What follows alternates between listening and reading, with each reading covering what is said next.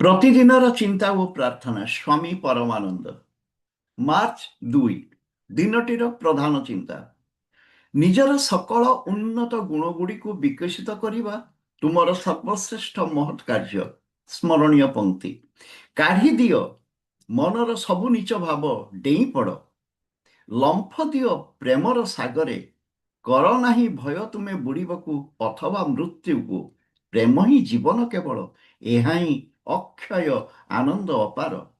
ନୀତି ଉପଦେଶ। ଯାହାର ସ୍ୱଭାବରେ ସୁକୁମାର ଭାବ ନାହିଁ, ସେ ପବିତ୍ରତା କ'ଣ ଜାଣନ୍ତି ନାହିଁ?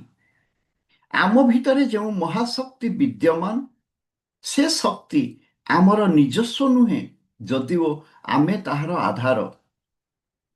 ଯେପର୍ଯ୍ୟନ୍ତ ମନର ଅବସ୍ଥା ଠିକ୍ ଅଛି, ସେ ପର୍ଯ୍ୟନ୍ତ ସେହି ଶକ୍ତି ଆମ ମଧ୍ୟ ଦେଇ ବିଶାଳ ସ୍ରୋତରେ ପ୍ରବାହିତ ହୁଏ।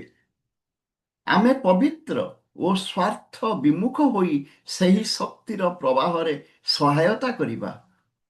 ଆମର ଚିନ୍ତା ଯେପରି ଆଲୋକରେ ଉଦ୍ଭାସିତ ହୁଏ, ଆମେ ଯେପରି ସାଧୁ ଜୀବନର ଜ୍ୟୋତିରେ, ବିଶ୍ୱାସ ଓ ଭକ୍ତିର ଜ୍ୟୋତିରେ ଜ୍ୟୋତିର୍ମାନ ହେବା। ପ୍ରାର୍ଥନା। ଯେଉଁ ଚିନ୍ତା ଆତ୍ମାର ମୁକ୍ତି ଆଣିଦିଏ, ସେହି ଚିନ୍ତା ହିଁ ଯେପରି ମୁଁ କରେ। ଯେପରି ସେହି ଅନନ୍ତ ସତ୍ତା ହାତରେ ମୁଁ ଏକ ଯନ୍ତ୍ର ହୋଇପାରିବି।